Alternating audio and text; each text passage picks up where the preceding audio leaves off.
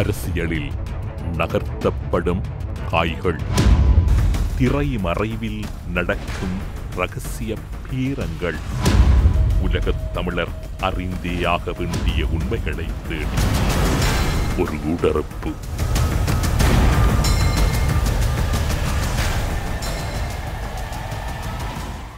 கேரள அவசிய மையம் எந்தவிதமான பிரச்சனைகள் இருந்தாலும் 24 மணி நேரத்தில் தீர்வு கிடைக்கும். தொடர்புக்கு 9908816585. இன்றைய ஊடறுப்பு நிகழ்ச்சியில் எம்மோடு இணைந்து கொண்டிருக்கக்கூடியவர் இலங்கையில் இருக்கக்கூடிய முன்னாள் மூத்த நிர்வாக சேவை அதிகாரியும் சிவில் சமூக செயற்பாட்டாளருமான செல்வின் அவர்களை இணைத்திருக்கின்றோம். ஊடறுப்பு நிகழ்ச்சியின் சார்பில் உங்களை வரவேற்பதில் மகிழ்ச்சி. வணக்கம். வணக்கம் தமிழரசு. வணக்கம் நேயர்கள் அனைவருக்கும்.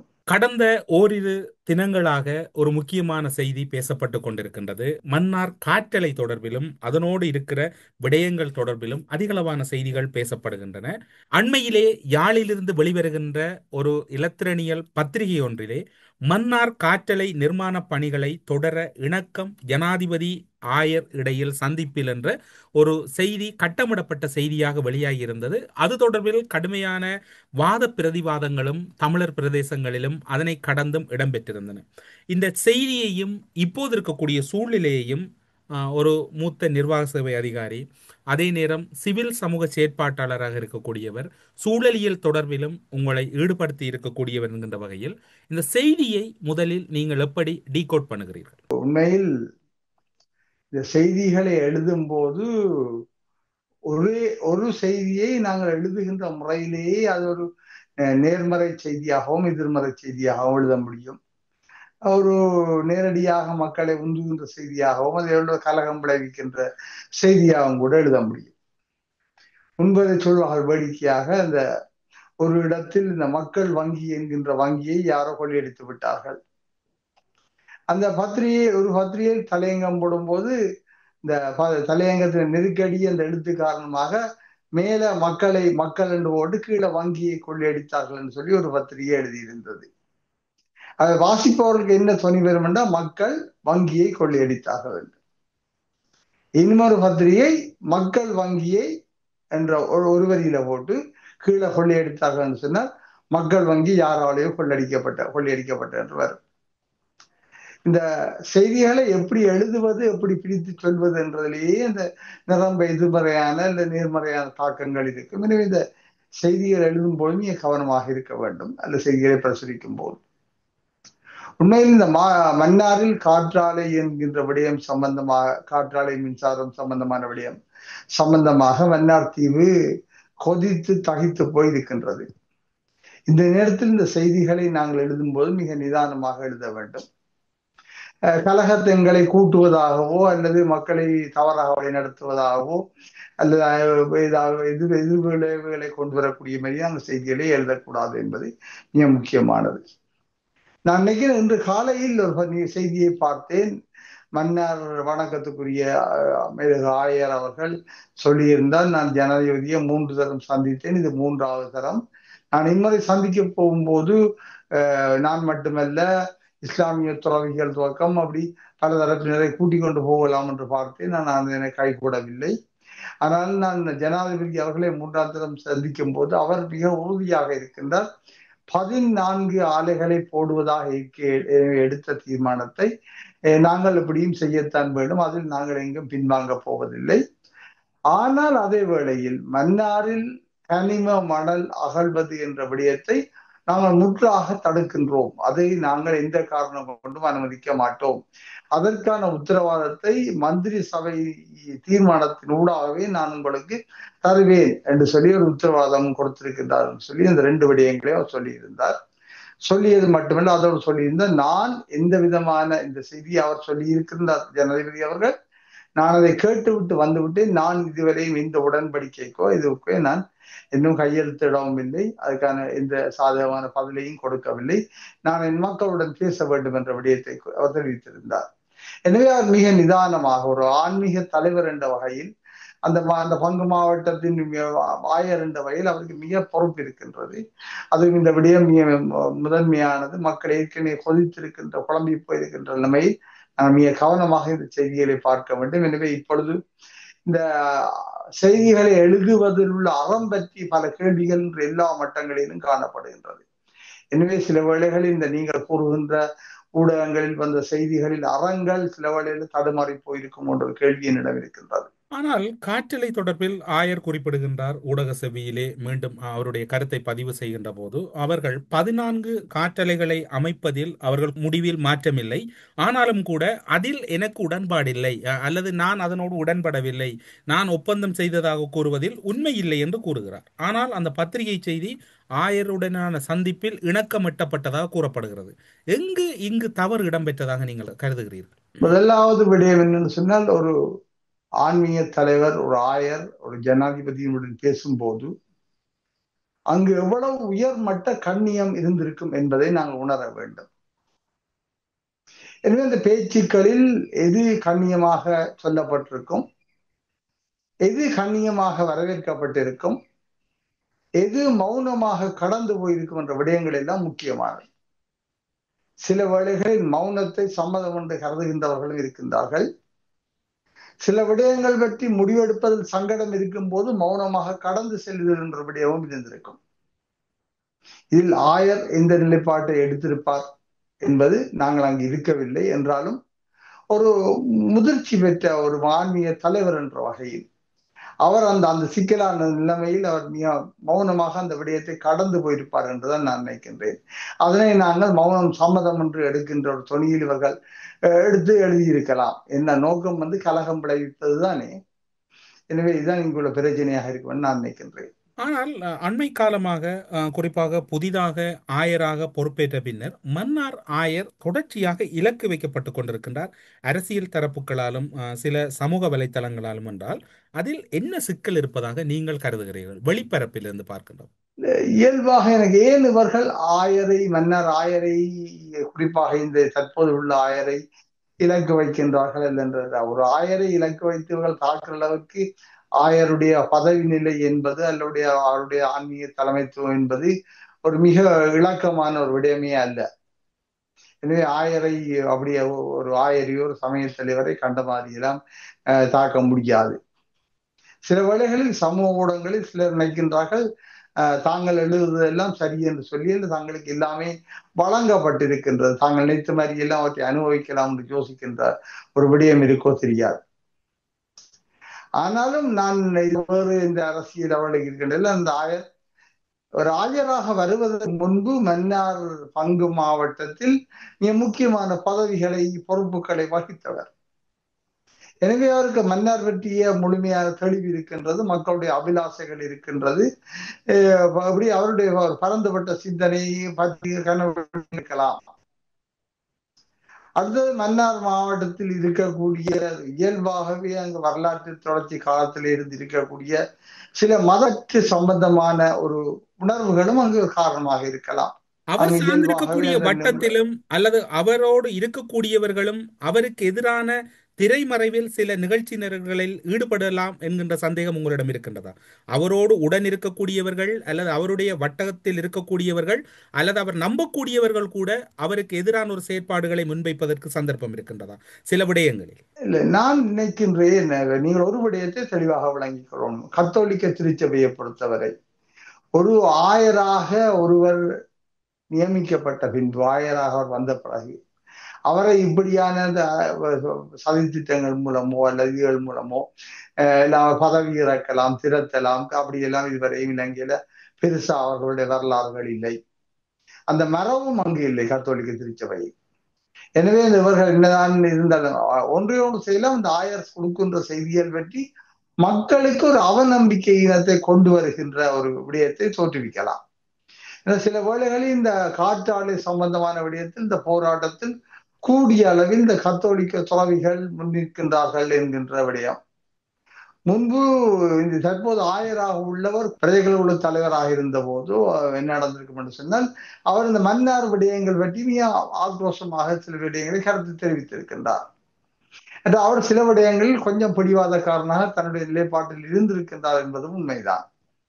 அப்ப அதுகளை வைத்துக்கொண்டு அந்த எல்லாத்தையும் சேர்த்து வைத்துக்கொண்டு இப்பொழுது அவரை உருவகிக்கின்ற அல்லது அவருடைய உருவத்தை கோரப்படுத்த முயற்சிக்கின்ற சில முயற்சிகள் இருந்தாலும் கூட இது பெரிய அளவில் போகாது.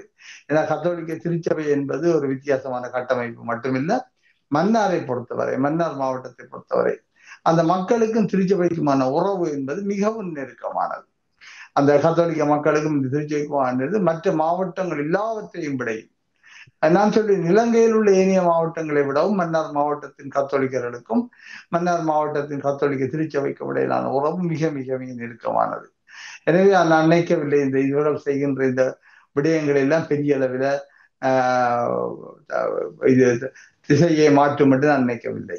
இப்போது நீங்கள் குறிப்பிட்டீர்கள் கனியமண், அதே போன்று காற்றலை விவகாரம். காற்றலையில் 14 காற்றலைகளை நிறுவுவேன் என்கின்ற மாற்றமில்லாத முடிவோடு ஜனாதிபதி இருக்கின்றார். அதே நேரம் அமைச்சரவை ஊடாக அதற்கான உத்தரவாதம், அதாவது கனியமணல் அகழ்வு முழுமையாக நிறுத்தப்படும் என்கின்ற உத்தரவாதம் வழங்கப்படும் என்கின்றார்.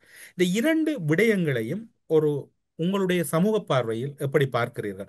காற்றலையும் ஆபத்து என மக்கள் கூறுகிறார்கள், கனியமணலும் ஆபத்து என்று கூறுகிறார்கள். காற்றலையை நிறுவுவேன் என்கின்றார், கனியமணலை நிறுத்துவேன் என்கின்றார். நீங்கள் இந்த சூழலை எப்படி பார்க்கிறீர்கள்? இது ஒரு சமூக பார்வையாக இல்லாமல் ஒரு விஞ்ஞான பார்வையாக, ஒரு அறிவு சார்ந்த பார்வையாக முதலில் நாங்கள் பார்க்க வேண்டும்.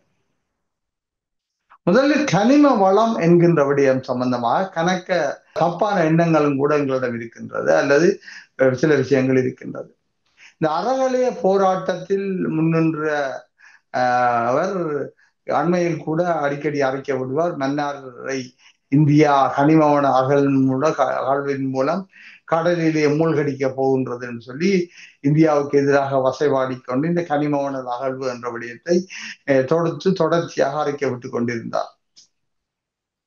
உண்மையில் கனிம மணல் அகழ்வு என்பது சம்பந்தமான விடயத்தில் ஈடுபட்டவர்கள் ஆஸ்திரேலியர்கள். அவர்கள் ஆஸ்திரேலியாவுக்கு வெளியில் உள்ள ஒரு தீவு நாட்டில் அந்த கம்பெனியை பதிவு செய்து விட்டு அந்த கம்பெனியை தான் இங்கு கொண்டு வந்து கனிம மணல் அகழ்வதற்காக அவர்கள் இந்த பணிகளில் ஈடுபடுத்தியிருந்தார்கள். அவர்கள் இந்த அரசாங்கத்தில் ஒப்பந்தங்களை சேர்ந்தார்கள், முன்னே அரசாங்கங்களோட. அவர்கள் மன்னாரில் கனிம மணல் அகழ்வது சம்பந்தமாக தெளிவான ஆய்வு அறிக்கைகளை மட்டுமல்ல, தங்களுடைய அந்த புரோச்சர் என்று சொல்லுகின்ற கைநூலையும் கூட மிக அழகாக தயாரித்து அச்சடித்தது மட்டுமில்லாமல் இதற்கியல் கூட பிரதிகளாக தங்களுடைய இணையத்தில் கூட போட்டிருந்தார்கள். அந்த இடத்தில் அவர்கள் மிக தெளிவாக சொல்லியிருந்தார்கள், மன்னாரின் கனிம மணல் என்பது மிகப்பெரிய செல்வம், மிகவும் விலை கூடிய பெறுமதியானது.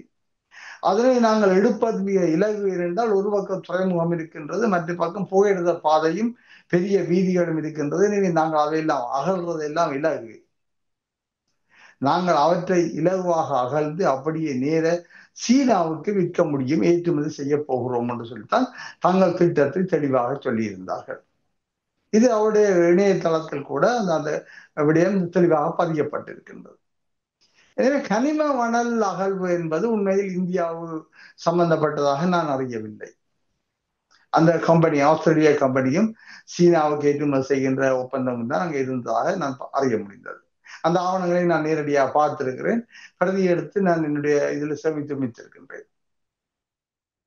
இந்த கனிம மணல் என்பது மிக முக்கியமானபடியே மன்னார் தீவு மட்டுமல்ல, மன்னார்ல இருந்து அந்த தீடை என்று இந்தியாவை இணைக்கின்ற அந்த மண் தீடைகள், அதுக்கு அங்கால ராமேஸ்வரத்தை எடுத்துக்கொண்டாலும் கூட இந்த கனிம மணல் என்பது இங்கு முக்கியமாக இருக்கும். ஏனென்று சொன்னால் இது ஒரு மிக பாரங்கூடின ஒரு மண் கனிமம். இவ்வளவு 64ஆம் ஆண்டு எடுத்த மிகப்பெரிய புயலிலே தனுஷ்கோடி கரையெல்லாம் அழிந்த போது, அது அழிந்த கரை என்று அந்த மக்கள் சொல்வார்கள் இந்தியாவின் பக்கத்துல. அந்த கரையெல்லாம் அழிந்து அந்த அழிந்த கரை என்று சொன்னாலும் கூட அந்த தளம் நிலம் அழியவில்லை. அதே போன்று இத்தனை ஆயிரம் வருஷங்களாக ஒரு பக்கத்தில் பாக்கு நீர்மையும் மறுபக்கத்தில் மன்னார் வளைகுடாவும் பொங்கி பிரகலித்தாலும் கூட இந்த தீடையினுடைய அந்த மண் தீடைகள் கரைந்து போகவில்லை. அதே போன்று மன்னார் தீவும் சேதாரமாகவில்லை என்று சொன்னால் இதற்கு காரணமாக மிக பாரமான ஒரு அடித்தளம் அங்கே இருக்கின்றது.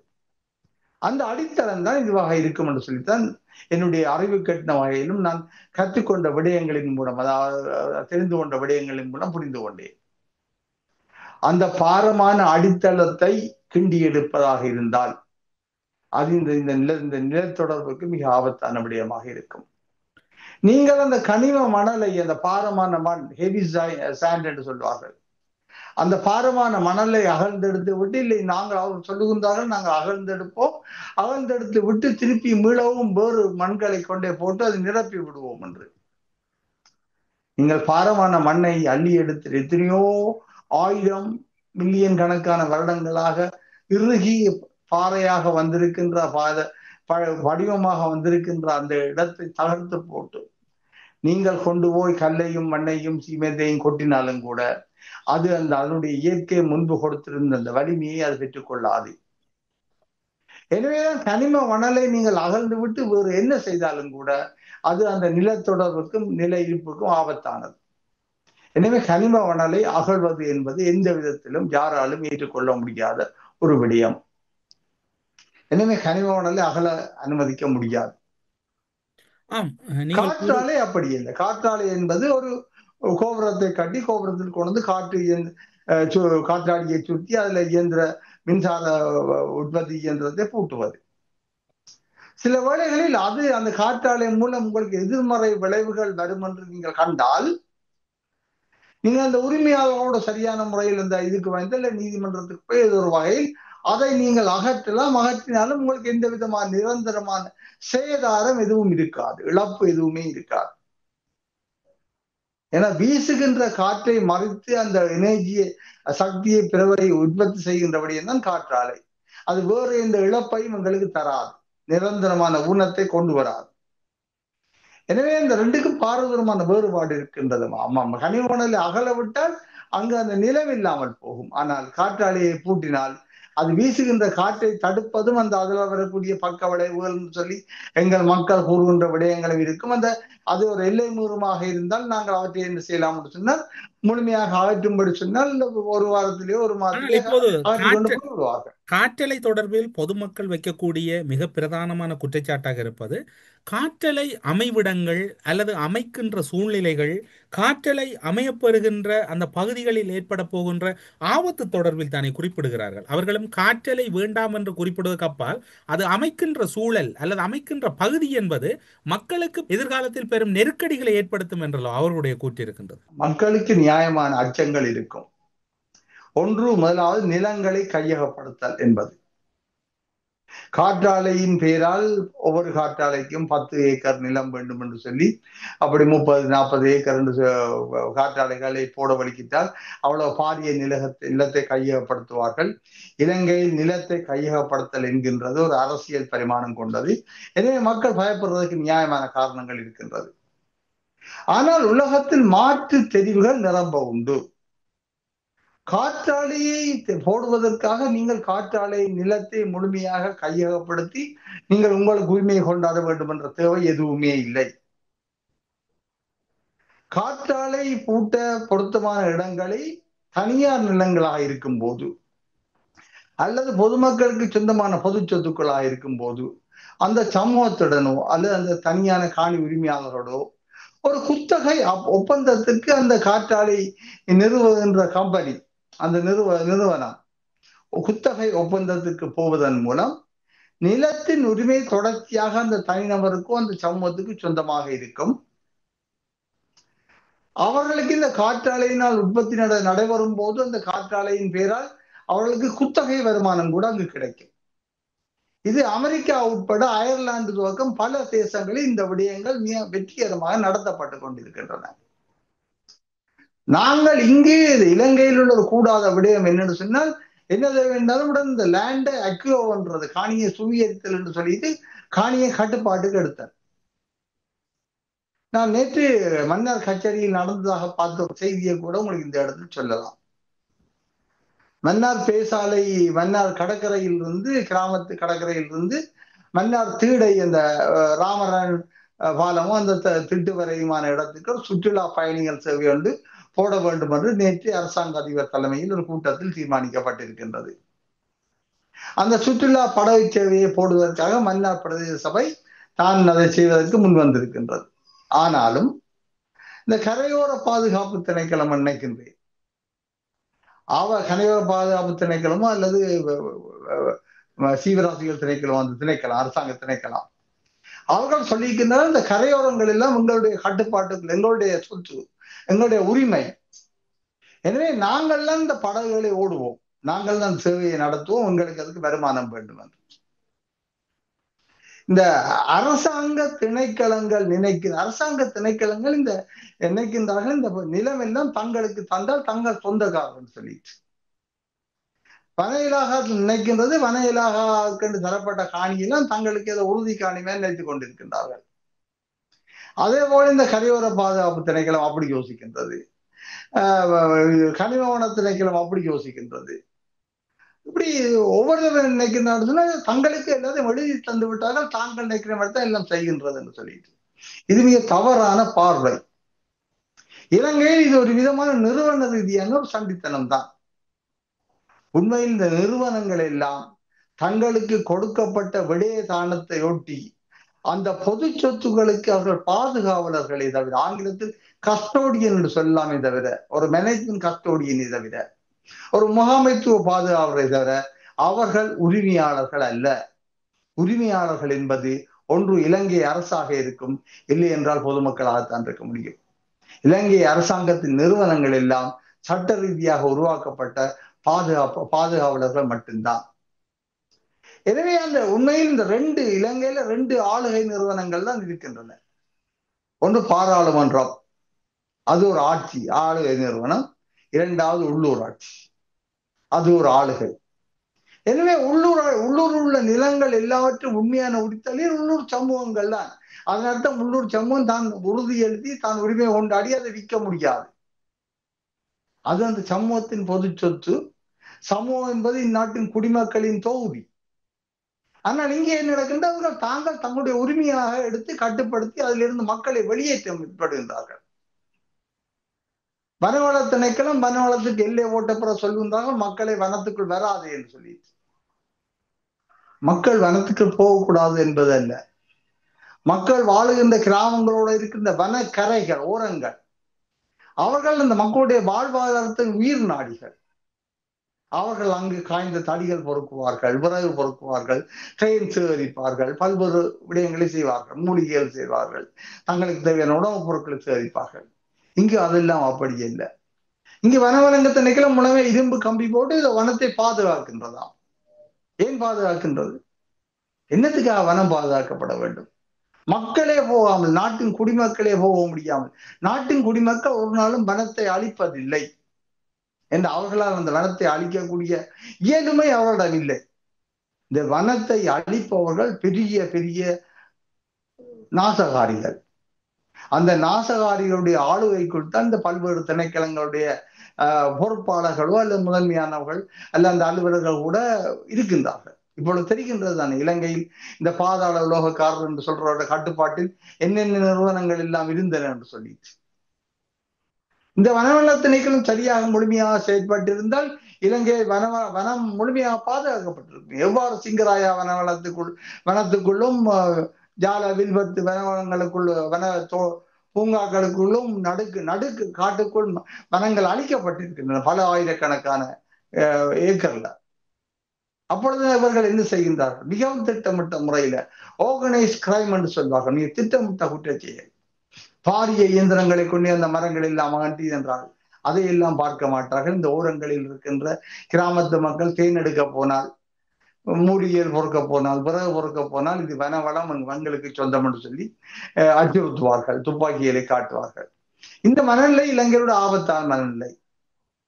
இந்த இதுல இருந்து மாற வேண்டும். அது அந்த பார்வையில் தான் இதையும் பார்க்க வேண்டும். காற்றாலையை நிறுவுவதற்காக நீங்கள் காணியை கட்டாயம் உங்களுடைய காணியாக சுவீகரிக்க வேண்டிய தேவையில்லை. அந்த காற்றாலை ஒரு 25 வருஷம் இருக்கும், 50 வருஷம் இருக்கும். அதுக்கு பிறகு காற்றாலை இந்த ஆயுட்காலம் முடிந்த பிறகு நடக்கும். நீங்கள் உங்களோட உறுதி காணி என்று விட்டு நீங்கள் அந்த காணியை எடுத்து வேற எதுவும் ஒரு நோக்கத்துக்காக பயன்படுத்த வலிக்கிற போது அந்த பிரதேசத்தின் சமூகத்தினுடைய நலன்கள் பாதிப்படையும். எனவே காணிகளை நாங்கள் அந்த சமூகத்தினிடம் அந்நியப்படுத்தக்கூடாது. அந்த சமூகத்தின் கைகளில் அந்த காணிகளை உரிமைகளில் வைத்துக் கொண்டே ஒருவேளை நீங்கள் கூறுவது போன்று இப்போது ஜனாதிபதி கூறியிருப்பது போன்று 14 காற்றலைகள் நிறுவப்பட்டால் அந்த பிரதேசத்தில் இருக்கக்கூடிய உள்ளூராட்சி சபைகளுக்கான சில பங்கீடுகள் அல்லது உள்ளூராட்சி சபைகளுக்கான சில வரிகள் இந்த விடயத்தில் எப்படி நேரடியாக இவை மத்திய அரசோடு மட்டுப்படுத்தப்படுமா அல்லது அந்த விகிதங்கள் அல்லது அது தொடர்பான மேலதிகமான பண விவகாரங்கள் எப்படி இருக்க போகுது? உண்மையில் இது ஒரு மிக ஆழமான ஒரு விடயதானம். இந்த பொலிட்டிக்கல் எக்கோலஜி, அரசியல் சூழலியல் என்கின்ற ஒரு பாடம், குறிப்பாக இந்த பட்டதாரிகள், பட்டதாரி மேற்படிப்பு விடயங்களில் தான் இந்த பாடங்கள் கூடிய அளவில் இருக்கும். அங்கு இந்த இயற்கை வளங்கள், பொது வளங்களில் அபகரிப்பது அல்ல அவற்றை கையாள்கிற விடயங்களில் எவ்வாறு வருமானங்கள் பங்கிடப்படுகின்றது போன்ற விடயம் எல்லாம் மிக ஆழமாக பேசப்பட்டிருக்கும். எனவே இந்த உலகத்தில் இந்த விடயங்கள் கன இடங்களில் நடந்திருக்கின்றது. ஸ்வீடனில ஒரு கம்பெனி இருக்கின்றது, SAC என்று சொல்லிட்டு. அவர்கள் அங்கு காற்றாலைகள் போட்டிருக்கின்றார்கள். அந்த காற்றாலைகள் போட்ட இடங்களில் அந்த சமூகத்தோடு, அந்த காற்றாலைக்கு அண்மையில் உள்ளவர்களோடு பலவிதமான ஒப்பந்தங்களுக்கு வந்திருக்கின்றார்கள். காற்றாலையிலிருந்து 1000 மீட்டருக்குள் வாழுகின்ற மக்களுக்கு ஒரு குறிப்பிட்ட விதமான ஒரு நஷ்ட ஈடு போல தொடர்ச்சியாக அவர் வழங்கி கொண்டிருக்கின்றார்கள். ஏன்னா காற்றாலை சில வேளைகளில் சத்தங்கள், அதிர்வுகள் ஏதாவது வந்தால் அதை சகித்துக் கொள்வதற்காக அவர்களுக்கு ஒரு இது கொடுக்கின்றார்கள். அதை விட அந்த காற்றாலையின் உயரம் இருக்கின்றது. அந்த உயரத்தில இருந்து 25 மடங்கு தூரம் வரை உள்ள இடத்தில் வாழுகின்றவர்களுக்கு கூட பல விதமான அனுசரணைகளை, சலுகைகளை, கொடுப்பனவுகளை அவர்கள் தீர்மானித்து கொடுக்கின்றார்கள். அதை விட அந்த காற்றாலைக்கான நிலம் அந்த சமூகத்துக்கு அல்ல உள்ளூராட்சிக்கு தனியாருக்கு சொந்தமாக இருந்தால் அதை குத்தகை அடிப்படையில் எடுத்து அந்த குத்தகையின் அடிப்படையில் அவர்களுக்கு ஒரு வருமானத்தை கொடுக்கின்றார்கள். அதோடு இந்த ராயல்டி என்று சொல்லுகின்ற அந்த உரிமை, அந்த உரிமையின் பேராலும் அந்த உள்ளூர் சமூகங்களுக்கு அந்த இதை கொடுக்கின்றார்கள். அது எப்பொழுது இந்த விடயங்கள் எல்லாம் துவங்குகின்றன, ஒரு இடத்தை நீங்கள் காற்றாலைக்காக அடையாளம் படுத்தப்பட்டு இந்த இடம் உங்களுக்கு காற்றாலைக்கு பொருத்தமானது என்று சொல்லி தீர்மானிக்கப்பட்ட உடனேயே அவர்கள் முதலாவதா தங்களுடைய செயற்பாடுகளை அங்கு செய்ய முதலேயே மாதாந்தம் ஒரு $2 துவக்கம் $10 வரையும் ஒரு ஏக்கருக்கு சொல்லி ஒரு அடையாள பணத்தை கொடுக்கின்றார்கள். பின்பு காற்றாலைக்கான ஒப்பந்தங்கள் செய்யப்பட்டு காற்றாலை நிறுவ துவங்கி பிறகு அந்த பணம் கூடி கூடி வந்து கிட்டத்தட்ட காற்றாலையின் மின்சார உற்பத்தி செய்யப்பட துவங்கின பிறகு அந்த மின்சார உற்பத்தியின் ஏற்ற வகையில் எவ்வளவு மெகாவாட் உற்பத்தி செய்யப்படுகின்றதோ அதற்கு ஏற்ற வகையில் ஒரு மிக குறைந்த வீதமாக இருந்தாலும் பெரிய தொகையாக இருக்கும். அந்த அவர்களுடைய கணக்கில் 4000 5000 பவுண்ட்ஸ் $ஆக இருக்கும். அப்படியெல்லாம் அதை அவர்கள் அந்த சமூகத்துக்கோ அந்த நில உரித்தாளிகளுக்கோ அந்த பிரதேச சபையில கொடுக்கின்றார்கள். இது ஒரு பாரிய விடயம். இது உள்ளூராட்சி, எங்களுடைய உள்ளூராட்சி தலைவர்களை நான் அவருடைய அபிலாசை, அவருடைய கெட்டித்தனத்தையோ சமூக அக்கறையோ நான் குறைத்து மதிப்பிட மாட்டேன். ஆனால் இந்த விடயத்தை அவர்கள் கையாளுகிற அளவுக்கு அவர்கள் பரிச்சயம் உடையவர்களா, அவர்களுடைய அறிவு வலுவூட்டப்பட்டிருக்கின்றதா என்ற ஒரு பெரிய கேள்வி என்னிடம் இருக்கின்றது. எனவே அவர்கள் தங்கள் மட்டத்தில் வைத்துக் கொண்டு இந்த விடயங்களை பேரம் பேச போகக்கூடாது. ஒரு புலமை சார்ந்த, அதுவும் புலமை சார்ந்தன்னு சொன்னால் இந்த துறையில் புலமை சார்ந்த ஒரு குழுவினை அந்த பிரதேச சபைகள், அந்த சமூகம் உடனடியாக இந்த விடயத்தில் இறக்க வேண்டும். எவ்வாறு இந்த காற்றாலை நிறுவுகின்றதோடு இந்த அரசாங்கத்தோடு பேரம் பேசுவது, இது ஒரு நல்ல அரிய சந்தர்ப்பம் உங்களுக்கு. அவ்வாறு கிடைக்கும் போது அது ஒன்று இந்த குத்தகை கட்டணமாக வரும், பிரதேச சபைகளுக்கான வரி கட்டணமாக வரும், டாக்ஸாக, அதை விட வேறு ராயல்ட்டியாக வரும். இதை விட அந்த காற்றாலை நிறுவனங்கள் அந்த சமூகத்தோடும் அந்த பிரதேச உள்ளூராட்சியோட ஒப்பந்தத்துக்கு வரும் பல்வேறு அபிவிருத்தி நிதி விடயங்களுக்காக ஒரு நிதியத்தையே உருவாக்கும் என்றால் அவங்க பெரிய விஷயம். அது காற்று எங்கிருந்து வந்து அடித்தாலும் அந்த கிராமத்தை தாண்டி போகும்போது அந்த கிராமத்து மக்களுக்குரியது. எனவே அந்த ராயல்ட்டி அவைகளுக்குரியன்னு சொல்லி அவங்க கருதுகின்றார்கள். மேற்கத்திய நாடுகளில் சில விடயங்களில் இந்த சிந்தனை மிகவும் வரவேற்கத்தக்கதும் பரந்தது. இதற்காக ஆழமான ஆய்வுகள் மட்டுமில்லை, நிரம்ப ஒப்பந்தங்கள், அறிக்கைகள் எல்லாம் தேவையான அளவுக்கு இணையதளத்தில் இருக்கின்றன. இப்ப நான் சிறிது நேரத்துக்கு முன் இந்த பேட்டி தருவதற்கு முன் அவற்றையெல்லாம் பார்வையிட்டேன். அயர்லாந்தில் இருக்கிறது, அமெரிக்காவில் இருக்கின்றது, டென்மார்க்கில் இருக்கின்றது, ஸ்வீடனில் இருக்கின்றது, ஒரு பல்வேறு தேசங்களில் இந்த விடயங்கள் மிக தெளிவாக இருக்கின்றது. அவற்றை நாங்கள் சாதாரணமாக எங்களுடைய சின்ன சின்ன குட்டி கல்வி அறிவோட மட்டும் அல்ல எங்களுடைய அனுபவ அறிவோட மட்டும் அல்ல எங்களுடைய அக்கறையோட மட்டும் வைத்துக்கொண்டு புரிந்து கொள்ள முடியாது. நாங்கள் இலகுவில் ஏமாற்றப்பட்டு விடுவோம் ஏனென்றால் ஆனால் அந்த காற்றாலையை நிறுவுகின்ற இன்னும் ஒரு சொல்லுங்க. விடயம், நீங்கள் தொடர்ச்சியாக ஒரு மாதத்தின் முன்னரும் ஊடரப்பிலே நீங்கள் கூறிய ஒரு விடயம்தான், அண்மை காலமாக கடந்த காலங்களில் யாழ் மாவட்டம் அதிக அளவில் பேசப்பட்டது. யாழ் மாவட்டத்தில் இருக்கக்கூடிய தீவு பகுதிகள் அதிக அளவில் பேசு பொருளாக இருந்தன. ஆனால் இப்போது அண்மைய நாட்களாக மன்னார் மாவட்டம் என்பது மிக பிரதானமானதாக இலங்கையின் அரசியல் பரப்பில் ஒரு மிக பிரதான ஒரு புள்ளியாக பேசப்பட்டு கொண்டிருக்கின்றது. மன்னார் மாவட்டம், அங்கிருக்கக்கூடிய அனைத்து விடயங்கள், இந்தியாவை பொறுத்தவரையில் சொல்ல போனால் தள வைத்தியசாலை அமைப்பதில் இந்தியாவின் ஈடுபாடு, அதே போன்று கனியவான் அகழு மறுபுறம், இங்கு காற்றாலை அமைப்பது, திருகோணமலைக்கும் மன்னாருக்கும் இடையிலான நெடுந்தூர ஹைவே ஒன்றை அமைப்பது என்று பல விடயங்கள் மன்னாருக்குள்ளே மையம் கொண்டிருக்கின்றது. இலங்கையில் இருக்கக்கூடிய 25 மாவட்டங்களுக்குள்ளும் மன்னார் மாவட்டம் அரசியல் ரீதியில் கேந்திர முக்கியத்துவம் வாய்ந்தது ஒன்றாக இருப்பதற்கான காரணம் என்ன, அல்லது அப்படி இருப்பதாக நான் நினைக்கிறேன். அடிப்படையில் இந்த சொல்வார்கள், அந்த முள்ளந்தண்டு என்று சொல்லுகின்ற விடயம் இருக்குது, ஸ்பைனல் கோட். இலங்கையை மட்டும் பார்க்கும்போது மன்னார் ஒரு முக்கியமான விடயமே அல்ல. ஒரு காலத்தில் சொல்வார்கள், எங்கேயாவது ஒரு அரசாங்க உத்தியோகத்திற்கு பனிஷ்மெண்ட் டிரான்ஸ்பர், அதாவது ஒரு தண்டனை இடமாற்றம் கொடுப்பதாக இருந்தால் மன்னாருக்கு அனுப்புன்னு சொல்வார்கள். அந்த அளவுக்கு ஒரு காலத்தில் தண்ணீர், நீர்வளம் இல்லை, வறட்சி, மின்சாரம் இல்லை, ஜெனரேட்டர் இல்லை, அப்படியெல்லாம் கன பிரச்சனை உள்ள ஒரு இடமாக இருந்தது மன்னார். ஆனால் இந்து சமுத்திர பிராந்தியத்தில் இந்திய குடா நாடு, இந்த பெனின்சுலா இந்தியான்னு சொல்வார்கள், இந்த தென்னிந்திய இந்த குடா, இந்த இலங்கை தீவு, இந்த விடயங்களை எல்லாம் ஒரு பார்வையில் பார்க்கும் போது மன்னார் அந்த முள்ளந்தண்டாக இருக்கின்றது. இந்த அரசாங்கம் விரும்பலாம், விரும்பாமல் போகலாம். நாங்கள் இந்த இந்திய கனெக்டிவிட்டி ப்ராஜெக்டுக்குள் நாங்கள் மன்னார் பாலம் போட மாட்டோம், நாங்கள் காங்கிரஸ் துறைமுகத்தை அபிவிருத்தி செய்ய மாட்டோம், நாங்கள் காங்கிரஸ் துறைமுகத்தை அபிவிருத்தி செய்து திருப்பியும் ஒரு ஒளிவில் துறைமுகம் மாதிரி ஒரு பயனற்ற துறைமுகமாக அல்லது மத்தாள துறைமுகம் மாதிரி செய்யவிட மாட்டோம் என்றெல்லாம் கூறலாம். ஆனால் காலம் அதற்கு இடம் கொடுக்காது. பூகோள மயமாதல் என்றுடைய இது உலகத்தை சுருக்கி கொண்டே வருகின்றது. ஒளிவில் துறைமுகத்திற்கு எந்த பக்கத்தில் அடுத்த துறைமுகம் இருக்குன்னு சொல்லுங்கள் பார்ப்போம்.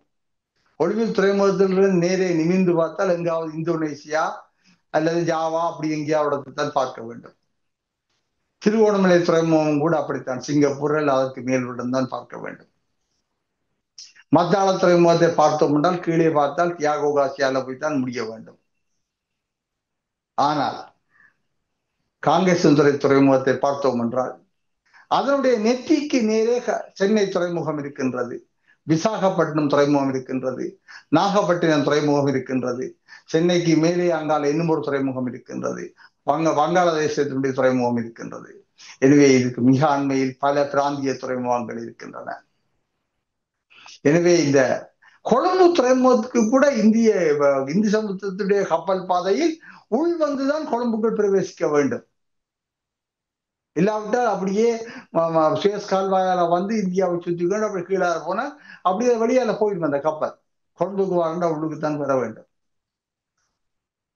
இப்பொழுது கொழும்பு துறைமுகத்தை அபிவிருத்தி செய்கின்றார்கள். மேற்கு முனையம், கிழக்கு முனையம், வடக்கு முனையம், தெற்கு முனையம் எல்லாம் அபிவிருத்தி செய்கின்றார்கள், பாரிய கொள்கலன்களை எல்லாம் கையாளுவதற்காக. ஆனாலும் இந்த சூப்பர் கண்டெய்னர் என்று சொல்லுகின்ற கப்பல்கள் கொழும்பு துறைமுகத்தில் முழுமையாக வந்து சேர்வதில் மிக சங்கடங்கள் இருக்கின்றன. ஏனென்றால் கொழும்பு துறைமுகத்துடைய ஆழம், மிதக்கின்ற ஆழம் என்பது ஒரு 18 மீட்டர் துவக்கம் 20 மீட்டர் தான் இருப்பதாக அறிக்கைகள் கூறுகின்றன. எனவே ஒரு அளவுக்கு மேல பாரம் கூடிய கப்பல்கள் அந்த பாரங்களுடன் வந்து கொழும்பு துறைமுகத்துக்கு மிதப்பதில் கன பிரச்சனைகள் இருக்கின்றன. மத்தாள துறைமுகம் அப்படியான ஒரு பெரிய பிரச்சனையான விடயமாகத்தான் இருக்கின்றது. திருவோணமலைக்குள் மட்டும்தான் சூப்பர் கண்டெய்னர் துறைமுகம் இலங்கைக்குள் வரலாம், சூப்பர் கண்டெய்னர் கப்பல்கள் வரலாம். என்ன திருவோணமலை துறைமுகம் தான் மிக ஆழமானது. இப்பொழுது இந்தியா கேரளத்துக்கு விழிங்க என்று சொல்லி ஒரு துறைமுகத்தை கட்டுகின்றது, பாரிய ஒரு துறைமுகம். 2027 முழுமையான செயல்பாட்டிற்கு வரும். அது இந்த 18-20 மீட்டர் ஆழத்தை விட கூடிய ஆழம் கொண்ட துறைமுகம்.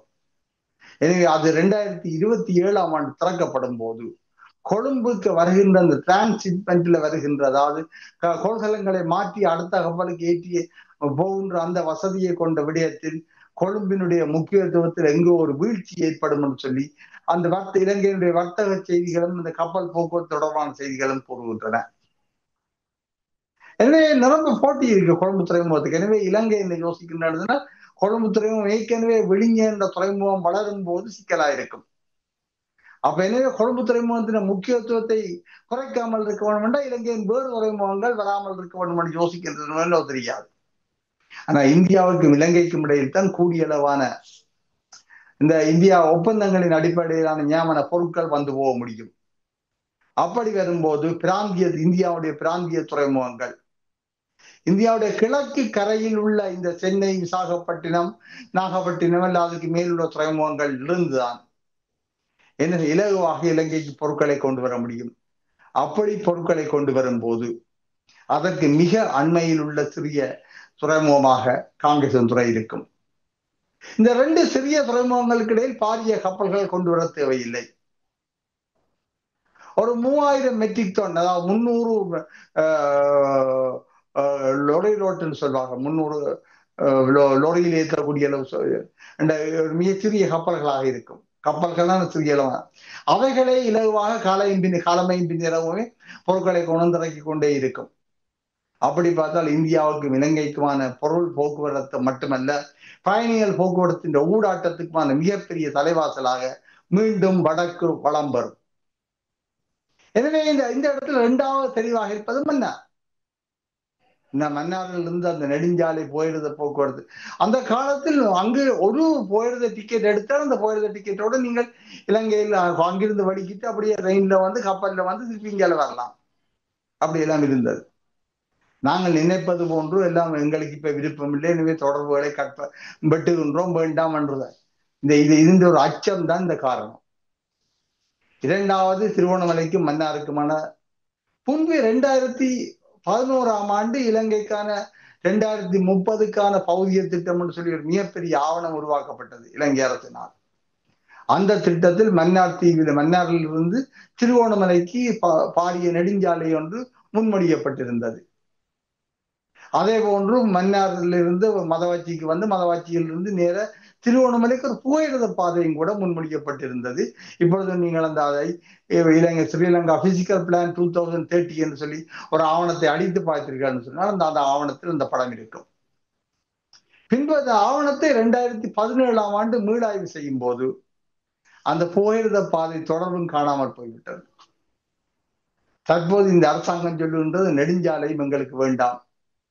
ஏனென்றால் அந்த நெடுஞ்சாலையை திருவோணமலைக்கும் மன்னாருக்கும் நெடுஞ்சாலை போடப்படும் என்று சொன்னால் நாட்டை பிரிக்கும். அது எப்படி ஐயா ஒரு தீவுக்குள்ள இருக்கின்ற ஒரு கிழக்கையும் மேற்கையும் ஒருங்கிணைக்கின்ற ஒரு பாதையை போட்டால் நாட்டை பிரிக்கும் என்று யோசிக்கின்றீர்கள்? இங்குதான் உங்களோட ஒரு கபடத்தனம் வருகின்றது. நீங்கள் திருவோணமலையை கிழக்கு மேற்காக எப்படி என்று சொன்னால் திருவோணமலையை கொழும்புடன் இணைக்கின்ற முழு வேலையும் தான் செய்து கொண்டிருக்கின்றீர்கள். கொழும்பு சிங்கோ ஹைவே தான் உங்களுடைய ப்ரொபோசலாக இருக்கின்றது. இந்த 2050ஆம் ஆண்டு பிசிக்கல் பிளான் சொல்லுகின்ற திட்டத்தில் அது தெளிவாக சொல்லப்பட்டிருக்கின்றது. அந்த திருவண்ணாமலையிலிருந்து கொழும்பு நோக்கி அந்த ஈஸ்ட் வெஸ்ட் ஹைவேயில அந்த நெடுஞ்சாலையில மக்கள் குடியேற்றத்தினூடாக மிகப்பெரிய ஒரு சனத்தொகை அடர்த்தி கொண்ட ஒரு ஹியூமன் பெல்ட், ஹியூமன் ஷீல்டு ஒன்று உருவாக்கப்படும். திருவண்ணாமலையிலிருந்து கொழும்பு வரையில் மிக நெருக்கமாக மக்கள் வாழுகின்ற ஒரு திருவண்ணாமலை தெற்கோடு இணைக்கப்படும். இது இன்றைய கனவு அல்ல. 60களில் இருந்து பேராசிரியர் வில்லி மெண்டிஸ் அவர்கள் முன்மொழிந்த விடயம். அவர்கள் திருவண்ணாமலையை கண்டியுடன் இணைப்பது பற்றி யோசித்தார்கள். ஏனென்று சொன்னால் அவர் சொன்னார்கள், இலங்கை ஒரு சிறிய தீவு, சுற்றி வர கடலால் சூழப்பட்டது. எனவே எல்லா மாகாணங்களுக்கும் கடல் வேண்டும், கடல் தரிப்பு கொடுக்க வேண்டும். திருவண்ணாமலையை கண்டியுடன் நினைத்தால் மத்திய மாகாணத்துக்கு கடற்கரை கிடைத்துவிடும். அப்படி என்று சொன்னால் இந்த அன்றாபுரத்தை உள்ளடக்கின மாகாணத்துக்கு என்ன செய்வது? அன்றாபுரத்துக்கு வடக்கு பக்கமாக, அதாவது கிழக்கு பக்கமாக மேற்கு பக்கமாகவும் நாங்கள் 2 பக்கம் கைகளை விரிப்பது போன்று கடலில் தொடர்பு கொடுக்கலாம். ஒரு பக்கத்தில் மணலாறு என்பதை கொண்டு வந்து அப்படியே நேர கொண்டு வந்து நிறுத்தினால் இது கொக்குழாய் நாயாறு முல்லைத்தீவின் ஒரு பகுதி அன்றாபுரத்தோடு இணைக்கப்படும் போது அது அன்றாபுரத்துக்கு ஒரு கடற்கரையை தரும். அதே போன்று மறுபக்கத்தால் அன்றாபுரத்தை வில்வத்து காட்டினுடைய பக்கத்தால் கடற்கரையை இணைக்கும் போது அங்கு மன்னாருக்கும் புத்தளத்துக்கும் இடையில் அங்கும் ஒரு கடல் கிடைக்கும். இதற்கு பின்னால் இருந்த செய்தி என்னன்னு சொன்னால், வடக்கையும் கிழக்கையும் திருவண்ணாமலைக்கும் முல்லைத்தீவுக்கும் இடையில் வெட்டுவது, அதே போல புத்தளத்தையும் மன்னாரையும் இடையில் அன்றாபுரத்தால் வெட்டு, இப்படி பலவிதமான விடயங்கள் ஆவணங்களாகவே இருக்கின்றன. அந்த ஆவணங்கள் இன்னமும் பெறுமதியான ஆவணங்களாக மட்டுமல்ல, இந்த மூலோபாய ஆவணங்களாக இருக்கின்றன. அவற்றில் இருந்துதான் எல்லாவற்றையும் எடுத்து ஒவ்வொரு புள்ளிகளாக ஒரு போட்டுக் கொண்டிருக்கின்றார்கள். எனவே மன்னார் மிக மிக மிக முதன்மையானது. அந்த திட்டத்தின்படி, அதாவது ரஜரட்டை என்கின்ற இந்த பழைய ராசதானி, அன்றாபுரத்தை உள்ளடக்கிய ராசதானியினுடைய ஒரு அழகாகத்தான் மன்னார் தீவு கூட அதனுடைய செல்வாக்குக்கு உட்படும். மன்னார்ல இருந்து முன்பு இந்த நோயாளிகளை இடமாற்றம் செய்வது என்று சொன்னால் பவனியாவுக்கு வருவதை விட அன்றாபுரம் ஆஸ்பத்திரிக்கு அனுப்புவார்கள்.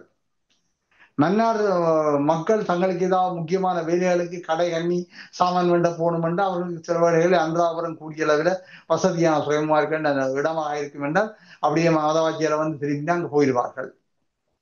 எனவே இந்த கூடிய அளவுக்கு இந்த மன்னாரை எவ்வாறு அன்றாபுரத்தில் இணைப்பது என்ற ஒரு பார்வை வந்து அவரிடம் இருக்கின்றது. அன்றாபுரத்தின் எல்லை கிராமமான தந்திரிமலை, இந்த தந்திரிமலை சட்டிக்குளத்துக்கு பின்னால் இருக்கின்றது. அது உட்பக்கத்தாலே வியாபித்து கொண்டே போகின்றது. இப்படி பல விடயங்கள் அங்கு இருக்கின்றன. இவற்றை ஆழ பார்க்கும் போதுதான் தெரியும். இவர்கள் யானையின் உறுப்புகளை திக்கு திக்காக கீறுகின்றார்கள். கடைசியில் கொண்டு இணைக்கும் போதுதான் நாங்கள் உணர்வோம், இது ஒரு மிகப்பெரிய யானை என்று. இதுதான் மன்னாருடைய முக்கியத்துவம். மன்னார் மற்றது எண்ணெய் வளம், எண்ணெயும் கடல் வளம் கூடிய அந்த கடலுக்குள் எண்ணெய் வளம் கூடின பிரதேசமாக இந்த மன்னார் வளைகுடா, அதை அண்டிய பிரதேசம், புத்தளம், காலி நீரோடும் வரையும் இருக்கின்றது. அதற்குள்ள எண்ணெயினுடைய அளவு, அந்த எண்ணெய்க்காக முதலிடப்படுகின்ற முதலீட்டுக்கு உரிய அளவு லாபத்தை கொடுக்குமா என்ற ஒரு கேள்வியின் பேரால் தான் இப்பொழுது தடுமாற்றம் இருக்கின்றது. ஆனா எண்ணெய் வளம் இருக்கின்றது. எனவே அதை முதலீடு செய்யறதுக்கு வருபவர்கள் அதோட எண்ணெயை எடுக்கும் போது தாங்கள் எதிர்பார்க்கின்ற பல 100 மடங்கு லாபம் வருமானதில் தான் தயக்கம் காட்டிக் கொண்டிருக்கின்றார்கள். இந்த விடயமும் ஒரு சிக்கலான விடயம். எனவே மன்னார் வளைகுடா என்பது ஒரு சிறிய விடயம் அல்ல, மன்னார் தீவும் ஒரு சிறிய விடயம் அல்ல. ஆனா இதனை புரிந்து கொள்ளாமல் நாங்கள் மன்னார் மக்கள் மட்டுமல்ல, வடக்கு கிழக்கு மக்கள் மட்டுமல்ல, நிரம்ப தமிழ் புத்திஜீவிகள் மறந்து போய் நிற்கிறோம் என்பதுதான் உண்மையானது. ஊடறுப்பு நிகழ்ச்சியில் இணைந்து கொண்டு மிக முக்கியமான விடயங்கள், குறிப்பாக தமிழர் தாயகத்தின் மீது வளங்களாக இருக்கக்கூடிய அல்லது தமிழர் தாயகத்தின் மிக முக்கிய வளங்கள் நிறைந்த மன்னார் மாவட்டத்தின் தன்மையும், இலங்கையை பொறுத்தவரையில் மன்னார் ஒரு முதுகெலும்பாக இருக்கின்றதா என்கின்ற பல கேள்விகளையும் எழுந்திருக்கக்கூடிய சூழ்நிலையில் கேந்திர முக்கியத்துவம் வாய்ந்த ஒரு இடமாகவும் வடக்கு கிழக்கில் இருக்கக்கூடிய துறைமுகங்கள் கூட மிக பிரதானமான துறைமுகங்களாகவும் இலங்கையின் வரலாற்று அடையாளங்களாகவும் இருக்கின்றன என்கின்ற மிக முக்கியமான தகவல்களை ஊடறுப்பு நிகழ்ச்சியின் வாயிலாக வெளிப்படுத்தியமைக்கு சிறப்பு நன்றிகளோடு உங்களிடம் விடைபெற்றுக் கொள்கிறோம். நன்றி, வணக்கம். நன்றி, வணக்கம். அரசியலில் நகர்த்தப்படும் காய்கள், திரைமறைவில் நடக்கும் இரகசிய பீரங்கள், உலகத் தமிழர் அறிந்தேயாக வேண்டிய உண்மைகளை தேடி ஒரு ஊடறுப்பு.